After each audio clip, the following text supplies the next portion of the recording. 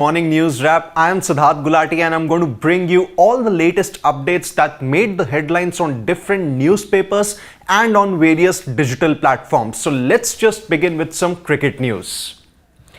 Well, the Indian women's cricket team is going to take on New Zealand in their tournament opener of the ICC Women's T20 World Cup 2024. The match is going to take place at the Dubai Cricket Stadium and it's going to happen at 7:30 p.m. IST. Well, the Indian women's cricket team would be eyeing a winning start to the tournament because their rest of the matches are against Australia, Sri Lanka, and the high-octane clash against Pakistan. India are in a very tough group and they would really have to win 3 out of their remaining 4 matches so as to secure a place in the semi-finals of the tournament. But India would be also eyeing their maiden T20 World Cup victory here because in the previous couple of tournaments India have suffered major heartbreaks. Well, they lost in the final of 2020 and then there was another semi-final finish. So this time the women's cricket team would look to take inspiration from the men's team after what they did in the 2024 T20 World Cup in the USA and the Caribbean, and they would also look to make sure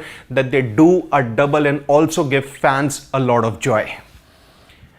Moving to what really happened in the opening day of the ICC Women's T20 World Cup. Well, Bangladesh defeated Scotland by 16 runs in the tournament opener. Well, Bangladesh batting first, they scored 119 at the Sharjah Cricket Stadium, and in response, Scotland couldn't really get those partnerships going and they could only manage 103, handing Bangladesh a 16-run victory. And in case of Bangladesh, it was their first win in the T20 World Cup in well over a decade because their last win came at the T20 World Cup in 2014. Well, moving to the other match between the two Asian teams here. Well, Pakistan defeated Sri Lanka by 31 runs. It was a comprehensive victory for the Pakistan cricket team here. Batting first, they scored 116. Another low scoring match.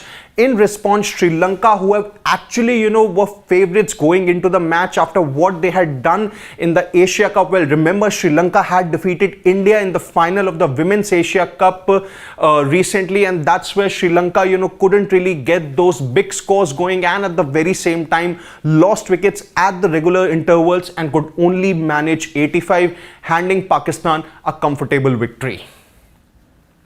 Moving to some more cricket news here. Well, in the Irani Cup tie between rest of India and the defending Ranji champions Mumbai, well, this guy Abhimanyu Ishwaran has kept rest of India on track. At the time of beginning of this live, rest of India were 390 odd for 4 in response to Mumbai's 537.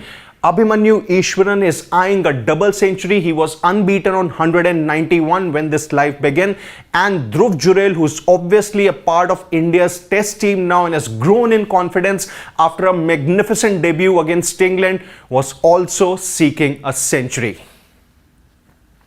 Well, moving to more cricket news here. Well, South Africa would be eyeing an ODI series win against Ireland. The two teams are facing off in a 3-match ODI series that's taking place at the Sheikh Zayed Stadium in Abu Dhabi. The T20 series between the two teams was a 1-1 draw. There were 2 T20s, and now in the ODI series, South Africa, they won the first ODI quite comfortably by a margin of more than 100 runs. And now in the second ODI, they would look to make sure that they take an unassailable 2-0 lead. And for Ireland, this is going to be a last chance to draw level. The third and final T20I is going to take place on Monday, that is 7th October.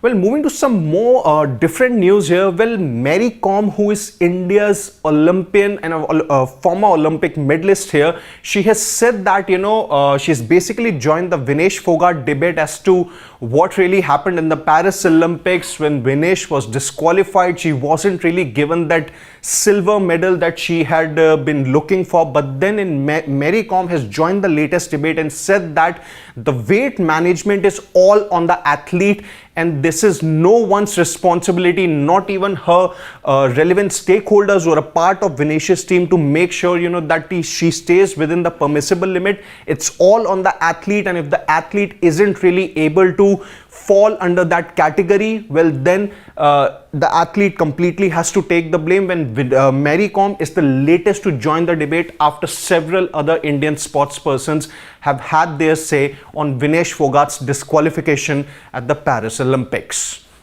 Now moving to, the newspaper is here. Let's see, what they have to say.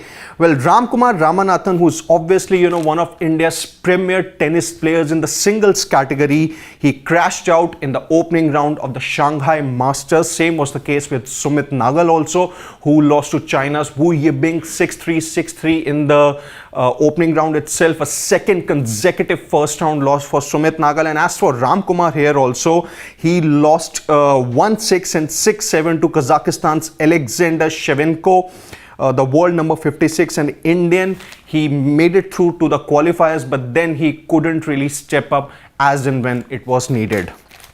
Moving to some shooting news here. Well, Khushi has secured a hard-fought bronze in the women's 50-meter 3 positions at the ISSF Junior World Cup, dramatically qualifying for the final before rallying to claim the 3rd spot.